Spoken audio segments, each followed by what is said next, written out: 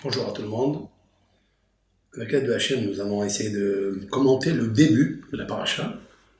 Nous avons déjà fait un cours en live sur le chapitre 24 qui traitait du mariage de Isaac et de Rivka. Il y a énormément de choses à dévoiler là-bas même, mais on va laisser place aussi à un autre message très important. Je m'adresse exclusivement aux femmes surtout. Très important ce sujet, parce que une Bat Israël, là où elle se trouve, dans la situation où elle se trouve, et surtout par rapport au Shalom Bayit, c'est-à-dire la paix dans le foyer. Quand on parle toujours de Shalom Bayit, on parle de quoi? On ne parle pas des différentes nuances dans le couple. Comment guider, comment orienter le bateau, les enfants, l'éducation. Parnassa. Quand on parle du Shalom Bayit, c'est-à-dire l'amour qu'il y a entre un homme et une femme qui ne doivent jamais cesser, et qui est le Shalom Bayit. Shalom, en fait, c'est le Brit Kodesh qui s'appelle Shalom. Et c'est ça qui unit l'homme et la femme dans la première mitzvah de la procréation. Autrement dit, lorsque cesse la procréation dans un couple, on peut considérer qu'il n'y a pas de Shalom Bayit.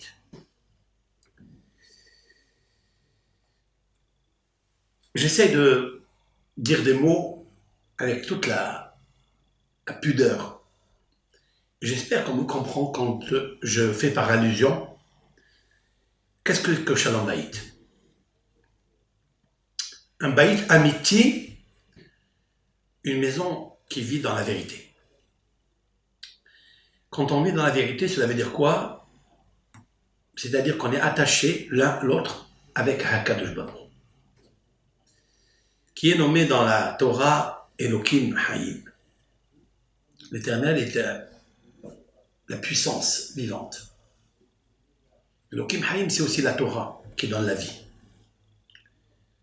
L'amour est extraite de la sagesse de la Torah. Le fondement de toutes les mitzvot positives, celles qui sont les plus dures, c'est-à-dire la sanctification du nom de Dieu, pour ne pas, au moment où on nous demande de transgresser les 3 péchés capitaux. Parmi les 3, il y a l'adultère. Cette Avera, ce péché, est l'essence même de l'amour de Dieu. On ne peut pas donner l'amour de Hachem à une femme en commettant bien sûr un péché, l'adultère. Pourquoi? Parce que l'Éternel lui-même s'appelle Shalom. Et lorsqu'il y a le Shalom, ça veut dire qu'il y a l'amour, il y a l'Ahava. Seulement on a restreint, au lieu de parler du monde, de l'amour du monde, de la paix du monde, il y a un monde qui est très compliqué, c'est le monde du Shalom Bayit, l'homme et la femme. Très difficile de maintenir cet amour, et c'est la raison pour laquelle il faille beaucoup de conscience, d'intelligence, de psychologie, bien sûr tiré uniquement de la Torah, des conseils que la Torah nous donne. Ces conseils se trouvent toujours dans la péricope de la semaine, et je voudrais, avec l'aide de Hachem, vous parler justement de Sarah. Lorsqu'une personne se trouve dans la difficulté du Shalom Bayit, il y a une matriarche, une, qu'il faut adresser ses requêtes. Une, celle qui s'appelle Sarah Imenu. Je vais vous dire pourquoi. Parce que Sarah, c'est elle qui a corrigé tous les noms Shalom Bayit qu'il y avait jusqu'à présent. Grâce à Sarah Imenu, que Adam Arishon, que Hava, qu'ils ont donc perdu le Shalom Bayit. D'où je sais qu'ils ont perdu le Shalom Bayit. Parce que Adam Arishon, après le péché originel, a divorcé Hava. Cela veut dire qu'ils ne pouvaient plus s'entendre ensemble. Pourquoi? Parce qu'ils ont retiré le Shalom avec Akadosh Baruch Hu.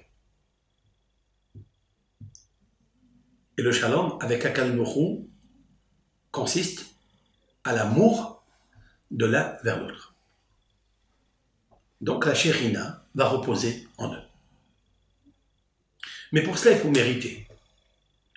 Quand est-ce qu'on mérite que la Shérina repose parmi le couple? Lorsqu'on fait très attention au nom de Dieu. Puisque nous avons dit que la première et la deuxième lettre se trouvent dans l'homme et la femme. Comme dit le Talmud, Ish, vous trouverez le Yud, Isha, vous trouverez le He, Yud, Ke. Ce sont les deux premières lettres du tétragramme, c'est-à-dire la sagesse, la vie, l'amour, la conscience et l'intelligence qui se trouve dans la femme. Lorsqu'il y a l'intelligence entre le couple, il y a l'entente, donc ils s'écoutent, forcément ils s'aiment, ils continuent de s'aimer et de procréer. Lorsqu'ils ont fait retirer par la faute du péché originel le Yud et le He, donc le Talmud dit qu'il reste Esh, le feu, le feu.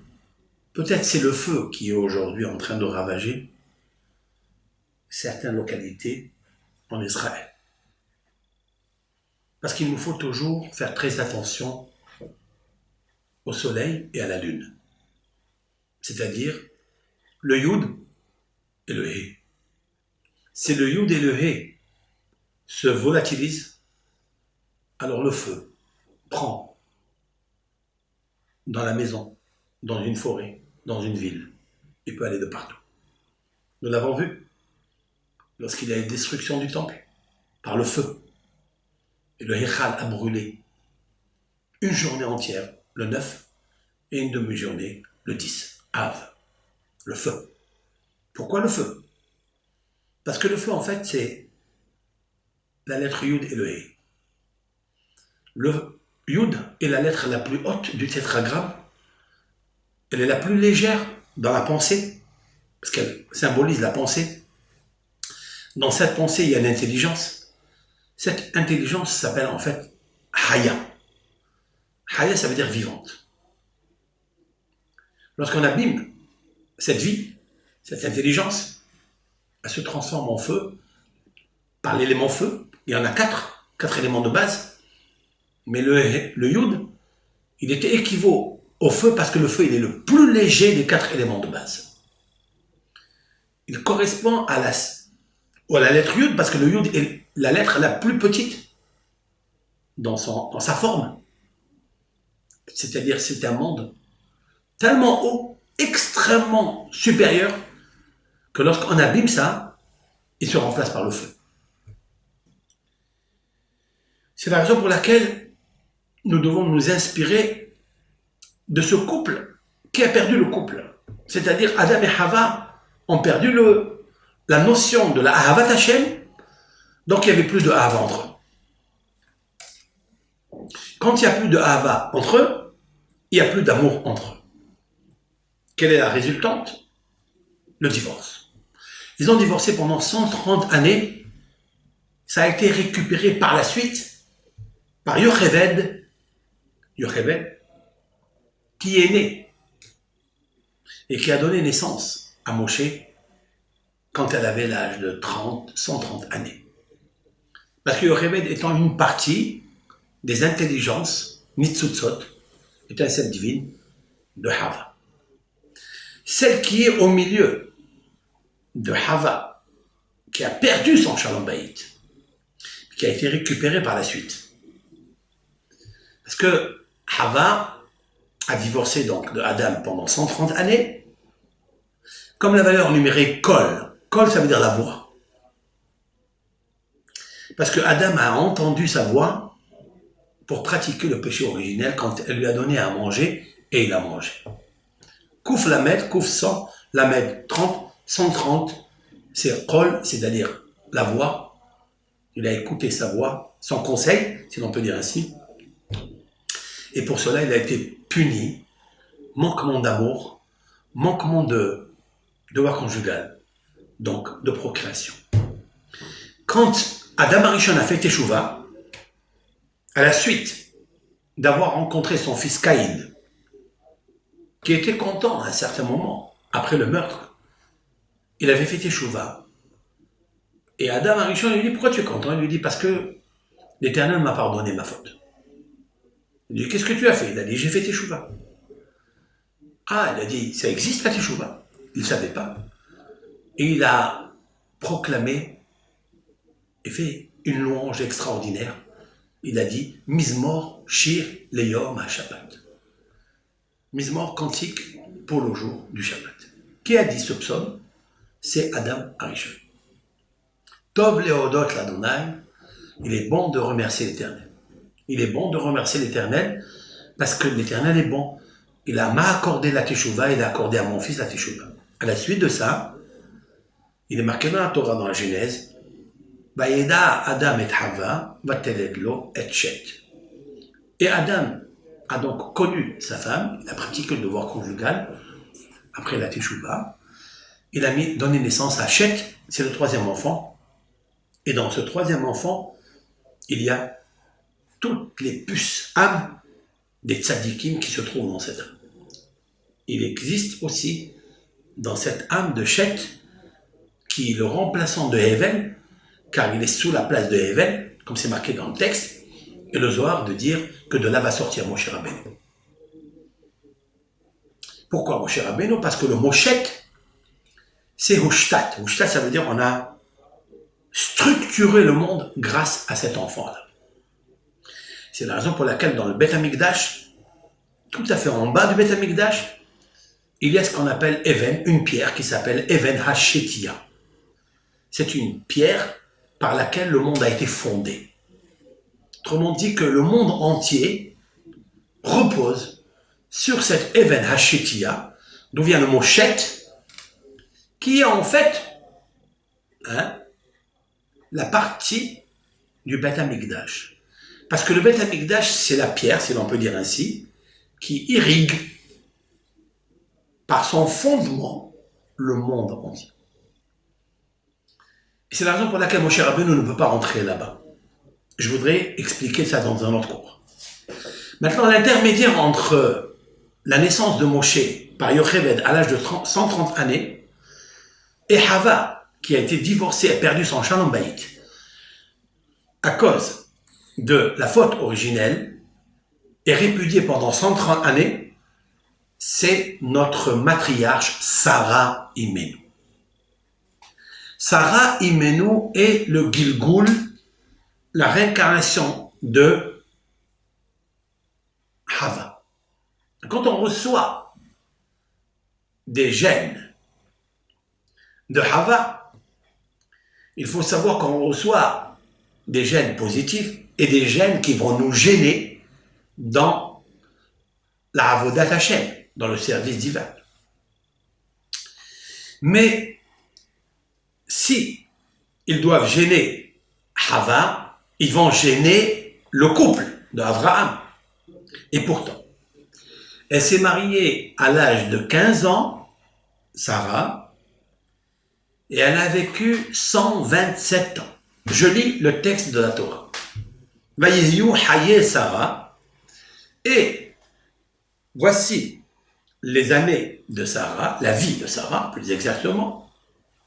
Vayeyu Haye Sarah, Mea Shana, donc Mea 100, Shana, année, Esrim Shana, 20 années, Vesheva Shanim, et 7 années. Shene Haye Sarah, les années de la vie de Sarah. Ce texte, uniquement ce texte, il y a beaucoup à dire. Parce que dans ce texte se cachent des merveilles que je voudrais avec vous, avec l'aide de Hachem, pour ce cours, essayer de dévoiler petit à petit, de façon à ce que l'on comprenne la puissance des messages de la Torah. Nos sages disent, d'abord, avant de parler de Rashi, il y a une question dans ce texte. La question que se pose le Zohar HaKadosh. Rabbi Shimon Bar Yochai, quand il a lu la lecture de Hayya Sarah, il pose une question. Pourquoi il n'est pas marqué Vayu Hayya Sarah? Et donc les années de Sarah, la vie de Sarah était Mea ve'esrim ve'sheva shanim. 127 ans, direct. Pourquoi énumérer chaque chose? Mea shana, esrim shana, sheva shanim. Pourquoi? Ça, c'est la première question. La deuxième question, il y a une grosse question qui se pose. Mea, ça fait 100. Donc, c'est un chiffre des centaines. Shana, année. Normalement, on devrait dire Mea shanim. Il est au pluriel. Mea shanim. Esrim, ce sont les vingtaines. Donc, il est un chiffre important. Esrim, shana. C'est marqué. Il fallait marquer Esrim, Shanim, au pluriel. Sheva, donc c'est des unités. 7 Shanim, années, au pluriel. Normalement, Sheva, c'est petit. Il aurait dû dire Sheva, Shana, puisque ça va avec la minorité, c'est avec le singulier. Puisque la minorité est singulière, il fallait dire Shana, pas Shanim. Et là, la Torah nous met complètement le contraire. De là, on voit quelque chose d'extraordinaire, que notre Torah n'est pas écrite par un écrivain simple qui veut dire n'importe quoi, qui veut raconter la vie de quelque chose. Non. Elle est le message pour le Baït Israël et pour le Baït avec le Shalom Baït. Comment je vais le prouver? Si l'on peut poser la question, comment est-ce possible que Sarah a pu tenir tellement fort avec toutes les difficultés, les turbulences qu'elle a eues dans sa vie. Et ce qui nous étonne le plus, c'est que la suite du verset nous dit « Shene Hayye Sarah », les années de la vie de Sarah. On vient de le dire. Pourquoi le redire encore? C'est un pléonasme. Pour cela, je voudrais vous lire Rashi. Rashi dit Vayu Hayye Sarah Mea Shana ve'esrim Shana ve'sheva Shanim. Rashi pose la question, pourquoi on dit à chaque fois le mot Shana? Mea Shana, esrim Shana. Qu'est-ce que le texte veut nous apprendre? Selon le texte du Midrash, Rashi nous dit la chose suivante. Pour nous dire que chaque chiffre, Mea, on peut apprendre de lui beaucoup de choses. Esrim, on peut apprendre beaucoup de choses. Et Sheva, il vient mentionner quelque chose d'autre. Que quoi? Bat Kouf, ke Bat Raf, la Had. Pour nous dire qu'à l'âge de 100 ans, elle était innocente, elle était pieuse, elle était tzadéket, juste avec l'Éternel et avec les hommes, comme une fille de 20 ans. À l'âge de 100 ans, plus on voit dans l'année, plus il y a un risque de fauter. Puisque à l'âge de 20 ans, elle n'a pas fauté. De 20 ans à 100 ans, donc il y a 80 années qui sont passées, et Sarah était tzadéket comme à l'âge de 20 ans. Pourquoi on nous cite alors 20 ans? Elle nous dit, pourquoi 20 ans? Lo hat'a, sha'ara'ina bat onashi. Av bat kouf belohet. Maintenant, pourquoi on nous cite 20 ans? Ke bat zayin le yofi. Pour nous dire qu'à l'âge de 20 ans, elle était tellement belle comme quand elle avait 7 années. Voici ce que le Midrash nous dit, rapporté par Rashi. Alors pourquoi répéter Shene Hayye Sarah? Ce fut les années de la vie de Sarah, alors on vient de le dire, Rachi dit, Kulan Shavin Letova.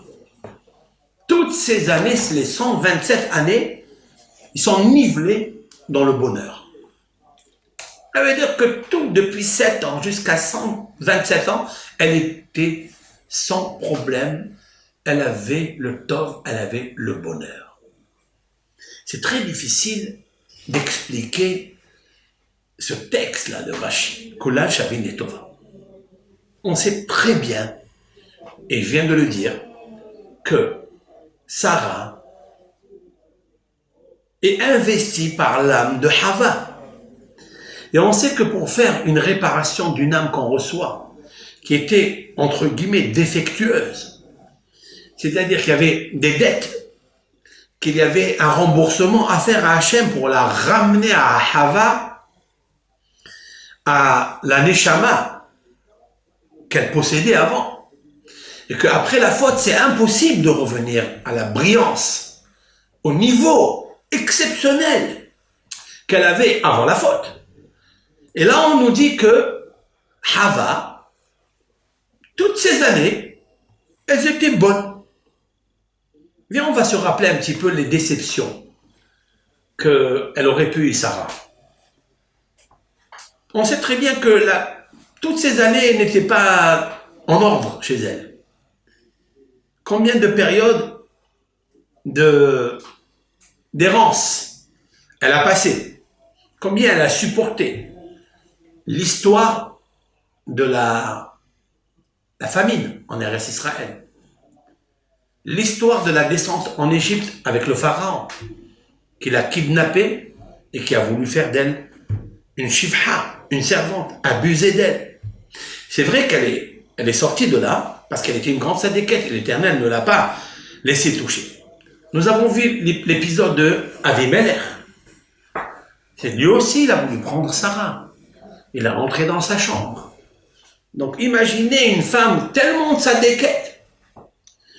On peut dire qu'en fait le pharaon et Avimelech, ce sont les forces du serpent. De la même façon que le serpent a introduit, réduit la clarté, la beauté de Hava, qui était tellement belle, et que même si Sarah était belle, c'est vrai, mais le Talmud nous dit que la beauté de Sarah devant celle de Hava était comme la beauté d'un singe, si l'on peut dire ainsi, devant une belle femme.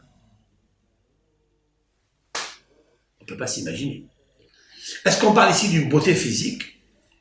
Peut-être. Je ne les connais pas, ni l'un ni l'autre. Mais ce que je peux vous dire que la beauté spirituelle de Hava était encore plus grande que celle de Sarah. Sauf que quand on arrive à avoir un niveau tellement grand, suprême, on est faillible à tomber dans le piège du serpent et à être piqué par la piqûre du virus du serpent. Une fois que tu as reçu ce virus, tu as perdu toute cette lumière, que je vais expliquer bien sûr. Maintenant que Hava est dans ce monde, mais elle a passé des choses difficiles. Ça veut dire que le même serpent qui était dans le Gan Eden, qui l'a fait dévoyer à Hava, c'est le même serpent qui s'est habillé en pharaon en Égypte cette fois-ci. Vous savez quelle est la déesse égyptienne? C'est le serpent. Qui a voulu encore une fois l'entacher par la souillure du péché. Avimelech, c'est pareil. Mais Sarah, elle a réussi à s'en sortir de toutes ces épreuves. Sarah est aussi associée aux 10 épreuves que Abraham Avinu a eues. Sarah est associée à toutes les difficultés qu'il y a eu jusqu'à maintenant. Autrement dit que le couple génial qui a eu le plus grand shalom bayit entre eux, c'est Abraham et Sarah. Il est d'abord le shalom bayit parce qu'ils s'aiment, parce que les deux travaillent et ils savent pourquoi ils sont dans ce monde. C'est la raison pour laquelle, qui est-ce qui peut maintenir un shalom bayit dans l'amour? C'est lorsque les deux, Abraham et Sarah, lorsque le papa et la maman, lorsque monsieur et madame savent pour qui et pourquoi ils sont mariés ensemble. Est-ce qu'ils sont mariés pour eux? Est-ce qu'ils sont mariés pour avoir des enfants? Parce qu'on doit accompagner ses enfants à l'école, c'est mes enfants, ou bien non. Est-ce que le couple doit se marier pour avoir un shalom bayit avec Akadosh Baruch Hu? Et le shalom bayit avec Akadosh Baruch Hu, que j'expliquerai parce qu'il y a beaucoup de détails, là je parle en général, et de dévoiler le nom et la paix de Hachem dans son bayit à lui, c'est-à-dire dans son monde. Puisque la création de l'homme, elle est là pour faire quoi? Pour grandir le nom de Hachem. Et comme Hachem, il sait qu'il ne pourra pas le faire seul, comme il est marqué, L'Oto Veyota Adam Levado, il n'est pas bon qu'un homme reste seul, je vais lui faire une aide en face de lui. Pourquoi faire? Parce qu'il faille les deux dévoiler le nom de Hachem dans le monde. Jusqu'à présent, il y a une grosse déception dans le monde. Et qui est venu donc corriger tout cela? C'est Sarah. Si c'est comme ça, comment est-ce possible que l'on puisse dire que toutes ces années que Sarah a passées dans sa vie pour corriger la faute de Adam et d'Ève, Kula, Shavil et Tova, ils sont tous en équilibre. Elle avait le bonheur.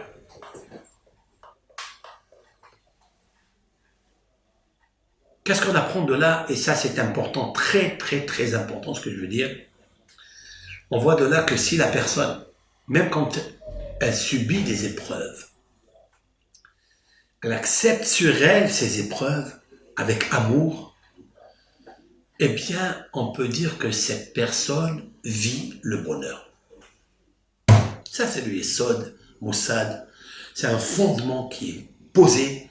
Et c'est comme ça qu'il faut voir les choses dans le monde. Kulan Shavil et Tova, ça veut dire que Hava, chaque fois qu'il lui arrivait quelque chose, il dit Gamzo les Tova. Et c'est ça les Tova que Rachid apporte ici, qu'elle disait ça aussi c'est pour le bien, ça aussi c'est pour le bien. Si on explique comme ça, on peut comprendre maintenant la question pour arriver à dire Gamzo les Tova, même ça c'est bien quand il arrive des difficultés où on est complètement asphyxié par les soucis. On est tellement à court de respiration. Comment est-ce possible de dire que tout qui me vient, ça me vient de Hachem et je l'accepte? Mais simha. Parce que, en fait, la personne, elle doit comprendre quelque chose. Il y a deux choses l'une. Vous verrez, c'est une expérience que on peut voir les statistiques, que toutes les personnes qui sont humbles, qui sont modestes, ils arrivent à dire que ce qui m'arrive, je l'accepte. Mais les personnes qui n'ont pas la modestie, qui n'ont pas l'humilité, qui sont orgueilleuses, c'est-à-dire que la partie feu qu'il y a en eux, elle brûle beaucoup en eux, c'est très difficile qu'elles arrivent à être comme Sarah et Ménou. Et cette partie feu qu'il y a en eux va provoquer le non-shalom bayit, que ce soit un homme, que ce soit une femme. Et c'est la raison pour laquelle Sarah a accepté avec joie tout ce qui lui arrivait. C'est un souci de Emouna, bien sûr. C'est cette Emouna qu'il nous faut développer, la Emouna et le Bitahon B'Hashem Barach. Alors, Kulan Shavil et Tova. Toutes ces années peuvent être bien, meilleures, même s'il y a la souffrance, eh bien grâce à cette souffrance, tu arrives à purifier ton être par le biais de la Emouna. Maintenant, revenons au texte que nous avons posé.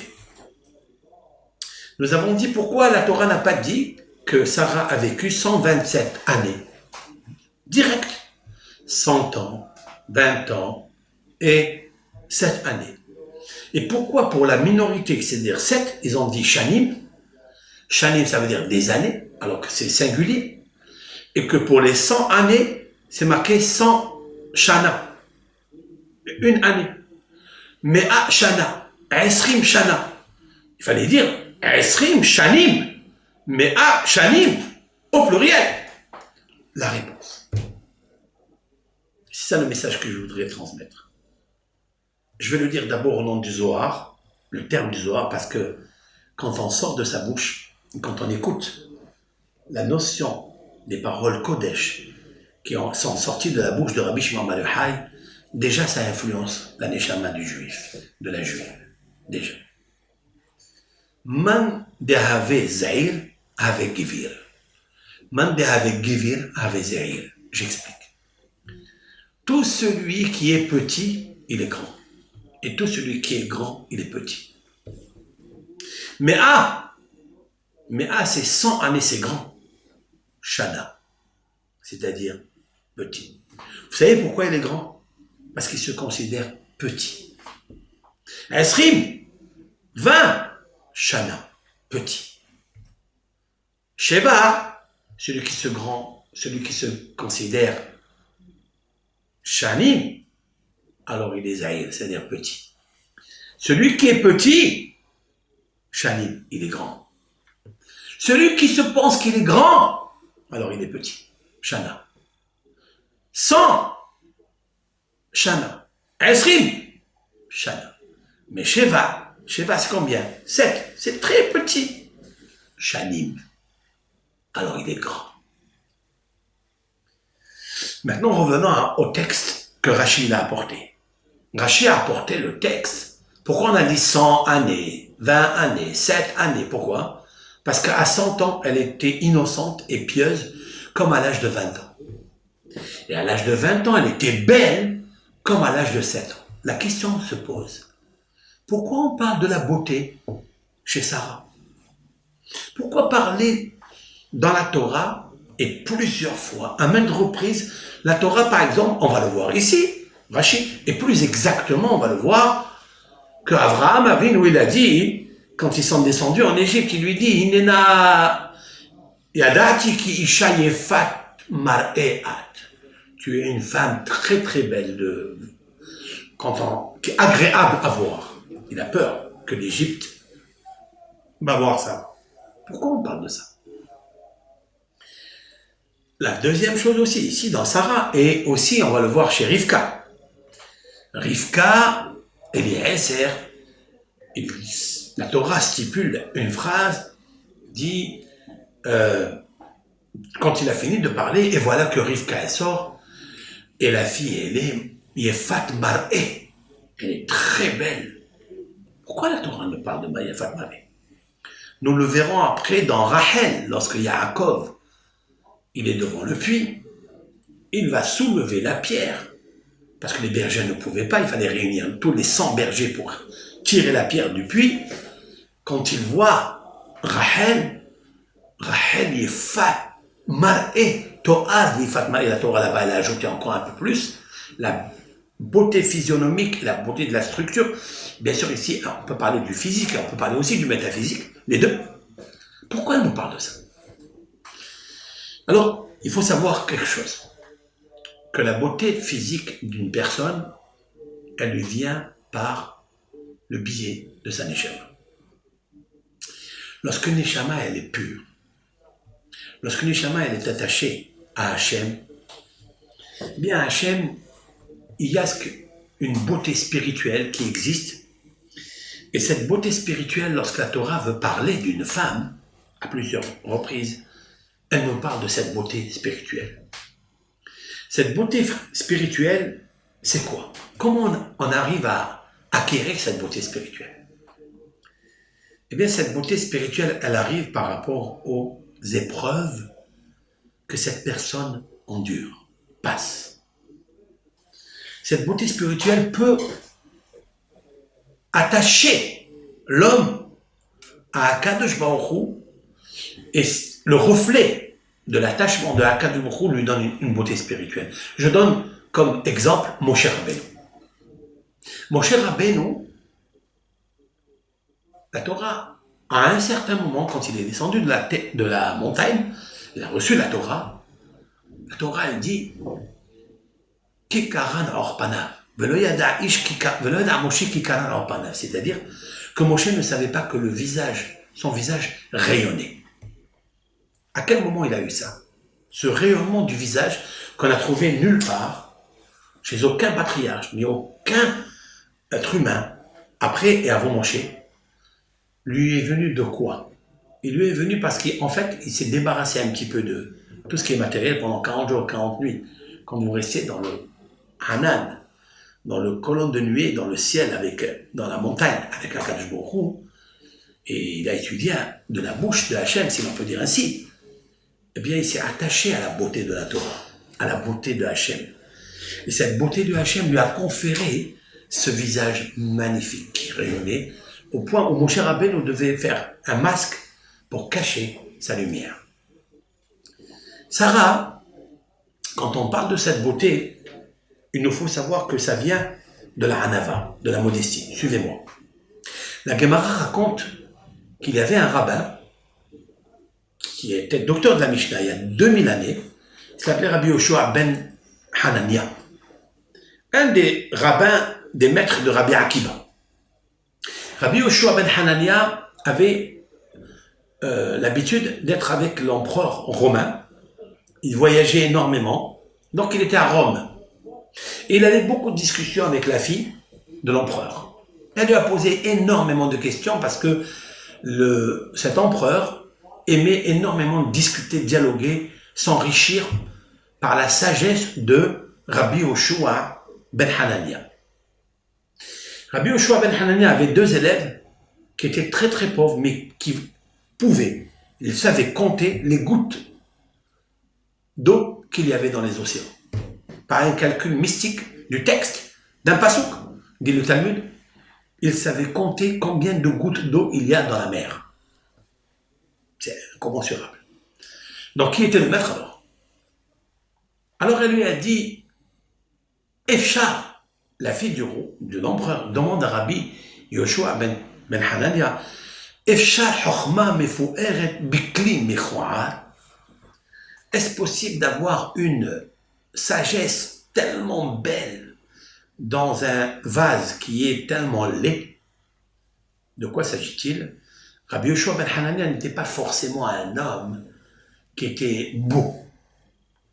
Alors, elle lui demande, puisque la beauté de la Torah, de la sagesse que tu possèdes, elle est tellement grande et elle émane de la source de la beauté de Dieu, pourquoi elle est posée dans un corps qui n'est pas tellement beau? Alors il lui a répondu la chose suivante.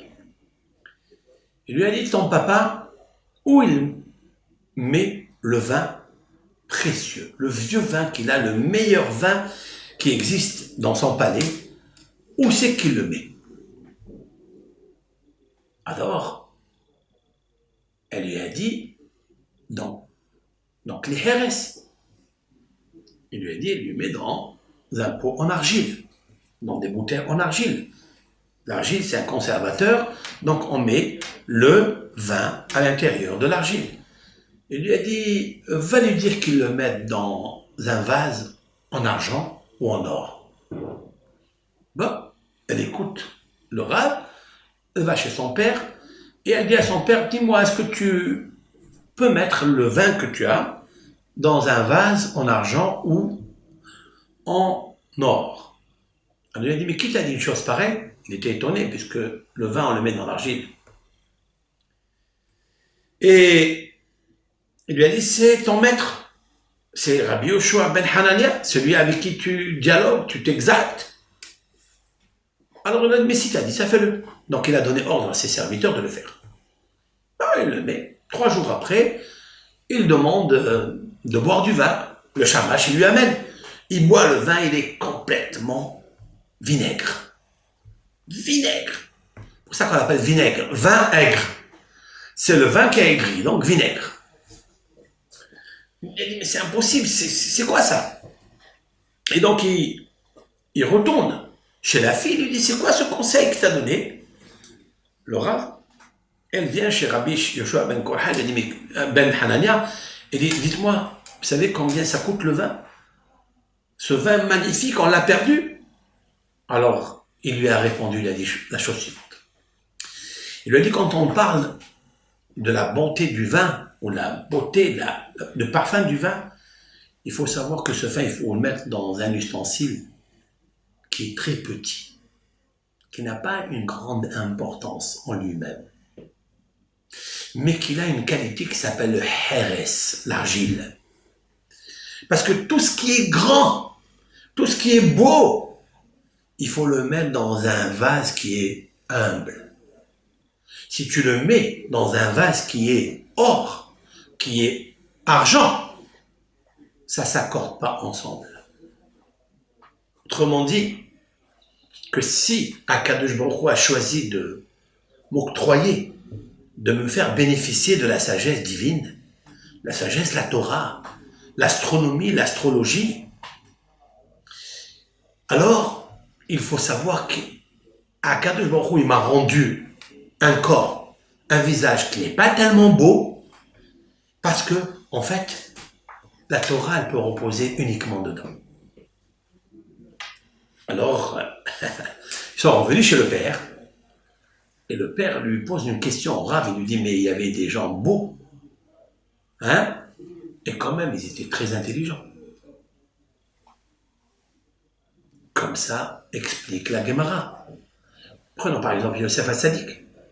C'était un garçon qui était très beau. Il a fait Toar, Vifema, et comme sa mère Rachel.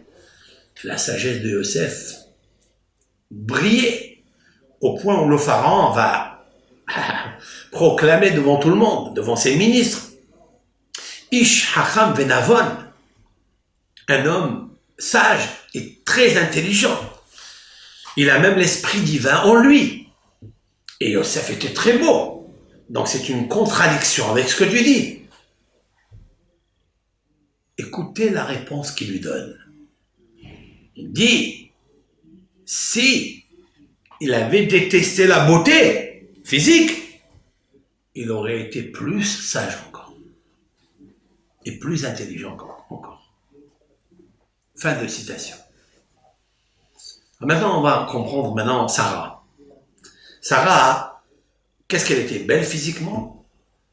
Ou elle était laide physiquement et qu'elle avait la sagesse et la beauté divine?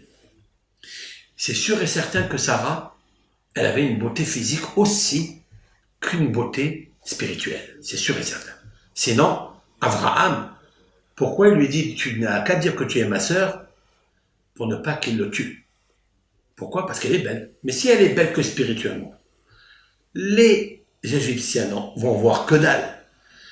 Un Égyptien, il est impur. Un Égyptien, à plus forte raison, qui n'a pas la sagesse, qui n'a pas la chokma, qui n'a pas Ruach HaKodesh, il ne peut pas avoir une beauté spirituelle chez une personne qui est laide. C'est sûr et certain. Donc, Sarah avait les deux. Et pourtant, elle a réussi à prendre toute cette beauté physique et cette beauté métaphysique. Elle a lutté pour ne jamais sortir de sa tente. Lorsque les anges lui ont demandé où est Sarah, elle a dit dans la tente. Ça veut dire quoi? Ça veut dire que c'est une grande sadéquette, très très belle, mais aucun être humain autour d'elle n'a vu son visage. Et c'est ça qui fait le Shalom Bayit, chers frères et sœurs. Très très hachou. Je vais vous raconter quelque chose que j'ai entendu d'un maître Rabbi Tzion Moutsafi, Shalit. Une histoire vécue au temps du Ben Ish Chai. Le Ben Ish Chai, donc dans son époque, il y avait une vieille femme qui a vécu 115 années. Parce que c'est une femme qui est tellement tzadékette, elle a vécu 115 années. Après la mort du Ben Ish Chai, cette femme-là, elle a continué à faire des cours aux femmes, etc.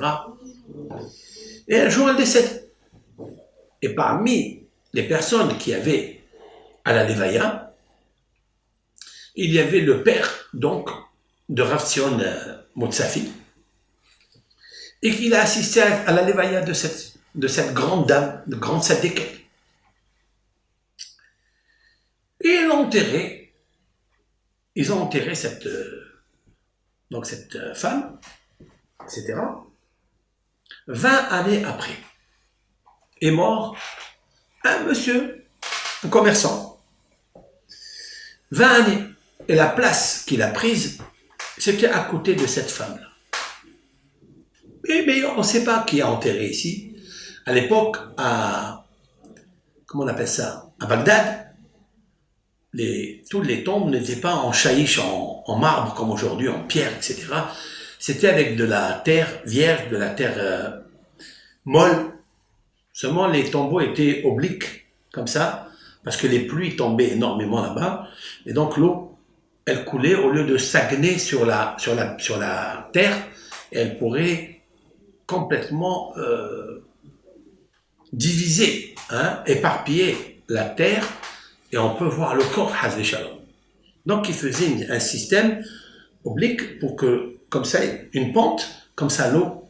Mais, bien sûr, qu'il y avait toujours des pluies très très fortes, et des fois, on arrivait même à voir les linceuls des femmes ou des hommes qui étaient enterrés depuis longtemps, si on ne s'occupait pas de ce cimetière. La personne qui a creusé la place donc, pour ce commerçant qui est décédé, d'accord, il a remarqué que à côté de cette tombe-là qui était en face, à côté de lui, il y avait le linceul qui dépassait, pour cause que la terre s'est un petit peu ramollie, et donc elle s'est un peu abîmée, et on voyait une partie du linceul qui était posée. Qu'est-ce que fait cette personne donc, qui s'occupait de la Hebra Kadisha? Il touche le corps de cette femme, de cette personne, et il touche et il voit que c'est une femme. Il touche comme ça, il voit que c'est une femme. Très bien. Qu'est-ce qu'il fait lui? Immédiatement, il essaie de couvrir, de lui arranger la tombe, et il rentre chez lui à la maison, après la levaya de cette personne commerçante qui est décédée. Le soir, la femme, c'est la femme qui a vécu 115 ans. Elle est venue dans le rêve chez la personne qui a ouvert, donc qui l'a touché. Elle lui a dit, tu n'as pas honte. Tu n'as pas honte que tu as touché mon corps, qu'il n'y a eu aucune personne au monde, à part mon mari, qui a touché mon corps. Tu as osé toucher, tu m'as effrayé. Personne au monde n'a pu toucher mon corps. Et toi, lui, il n'a pas fait exprès. Lui, il est innocent. Elle lui a dit, écoute mon cher frère, puisque tu as fait ça, ton tikkun, c'est que demain matin, tu n'es plus dans ce monde. Waouh! Il a pris une peur. Il est parti voir des rabbanim, mais est-ce que c'est vrai, c'est pas vrai? Il dit, il faut faire teshuva. Il dit, mais j'ai pas fait exprès. Mais oui, mais c'est une très grande sadéquette. Finalement, le lendemain, cette personne, elle fait shahrit, elle va manger un petit peu, elle s'assoupit, elle s'alique, hop, plus de respiration. Il est décédé. Explique le Rav Sion Moutsafi, Shalita. Il dit, regardez comment les femmes, elles étaient tellement pieuses, tellement cachées. Cette femme-là, un jour, une personne était invitée à la maison, chez eux pendant 1 an, il connaissait son mari, etc. Il a témoigné qu'il n'a jamais vu le visage de la maîtresse de maison. Jamais. Elle était tellement cachée. Qu'est-ce que je veux apporter? Aujourd'hui, bien sûr, c'est très difficile de trouver même une femme la plus de tzadékette que tzadékette toujours. C'est très difficile, les temps ont changé, certes. Mais, à plus forte raison, Sarah était la femme la plus pieuse du monde, la plus tsnoua du monde. Et cette tsniout, c'est celle qui lui a valu la beauté qu'elle a, même physique. Même si elle était belle, mais comme elle a détesté sa beauté, si l'on peut dire ainsi. Nous avons dit que Yosef, s'il avait détesté sa beauté, il serait encore plus grand dans la sagesse. C'est ce qu'a expliqué Rabbi Yoshua ben Hanania, que lorsque on ne fait pas de notre beauté un mannequin pour attirer les yeux des autres, ce qui d'ailleurs provoque le nom Shalom Bayit, malheureusement. C'est la raison pour laquelle une Bat Israël, quand elle veut prier pour le Shalom Bayit, il y a une seule personne à qui il faut prier. Une. Sarah Imenu. Et Kolam Shalmem. Maintenant, je vais vous dire quelque chose et je termine. Le texte nous dit, ça va y avoir Abraham, donc elle est morte, ok? Matamot Sarah Bikiriat Arba et Hebron, et Sarah est morte dans la plaine de Arba, c'est-à-dire dans la caverne de Marpella. Et Hebron, c'est la ville de Hebron. Be'eretz Kenaan. Va y avoir Abraham, l'esport de Sarah Velivkota. Et Abraham est venu faire des oraisons funèbres à Sarah, Velivkota. Vous pouvez remarquer Velivkota et pleurer pour elle. La pleurer, c'est marqué un petit chaf. Il y a un tout petit chaf au lieu de marquer le chaf en grand. Donc j'appelle Vav, Lamed, Bet, un petit chaf, Ta et Velivkota. Normalement, le chaf, il doit être grand. La lettre chaf, il doit être grand. Ici, c'est marqué tout petit. Et même dans le Sefer Torah, on marque le chaf tout petit. Et les hachamim se posent la question, pourquoi on a reçu une telle tradition ancestrale depuis que la Torah a été écrite? Ça veut dire que Moshe Rabbeinu, quand il a écrit cette lettre-là, il a écrit petite. Pourquoi? Il y a plusieurs réponses à cela. Il y a Rashi, Velivkota. Rashi, il a dit,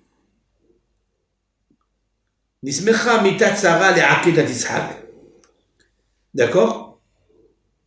On a juxtaposé la mort de Sarah au sacrifice d'Isaac, parce que le Satan est venu et il lui a dit, écoute, ton fils est mort. Et quand ton fils, Abraham, il l'a pris pour l'égorger. Et avant d'écouter qu'il n'a pas réussi, puisque Dieu lui a dit de ne pas le toucher, l'âme de Sarah s'est envolée. Voilà ce qu'il dit Rashi. Viens, le Baal HaTurim, il dit parce que, en fait, Velivkota, Kaf Ketana, Shelo Bacha Elameat, Lifi Shezekena Haïta. Tu sais pourquoi il y a le petit Rav? Parce qu'il a pleuré un tout petit peu. Abraham n'a pas pleuré beaucoup pour Sarah. Pourquoi? Comment? Tu es marié avec elle 127 ans, en retirant 15 années. Oh, ça me fait pas mal d'années, hein? Ça me fait 122 ans, quand même. 122 ans de mariage, tu pleures pas ta femme qui t'a quitté, celle qui t'a soutenu dans toutes tes épreuves, cette grande sadéquette, celle qui a tellement souffert avec toi. Tu pleures un peu? Comme c'est dit, le Rav, le Baal HaTurim, qui a vécu d'ailleurs au XIIIe siècle, Rabbi Yaakov Baal HaTurim, il a dit qu'elle a pleuré parce qu'elle était vieille. Oh, c'est une grosse question, ça. Je voudrais dire avec l'aide de Hachem une réponse. J'écris cette réponse-là dans mon livre Pardes Menahem, le verger consolateur. Vous pouvez voir. Mais cette réponse, que je vais vous dire, elle est très belle. Ma question est de savoir pourquoi le Raf est petit. Pourquoi pas une autre lettre? Et la réponse est la suivante. D'après ce que j'ai préfacé tout à l'heure, à la lumière de l'introduction que j'ai faite, c'est que Abraham et Sarah sont la deuxième ou troisième édition de Hava. Combien d'années il y a, combien de générations il y a de Adam Arishon et de Hava jusqu'à Sarah et Abraham? Combien? C'est simple, c'est marqué dans les maximes de nos pères. Depuis Adam jusqu'à Noé, il y a 10 générations. De Noé jusqu'à Abraham, il y a 10 générations. Donc ça me fait combien? Ça me fait 20 générations.